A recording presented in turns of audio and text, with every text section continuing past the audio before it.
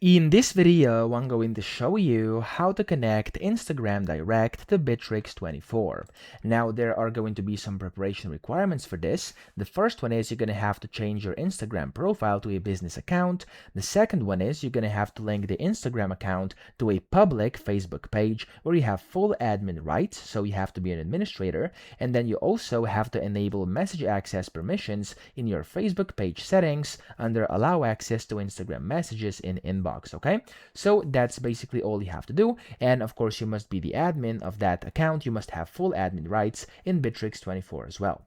Now, whenever you've done this, you want to go to the, of course, dashboard of Bitrix24. You want to go to the bottom left here and click on CRM on the left. When you are inside your CRM, you want to go to the top here when it loads, hover over customers and click on contact center. Inside the contact center here, you want to go to here where it says Instagram Direct. So you want to just click on that. And from here, you want to click on this connect button. Now it's going to tell you exactly what you have to do, as I told you earlier. And of course, here you'll see all the features you can then use. Now, if you meet these requirements, go and click on the connect button.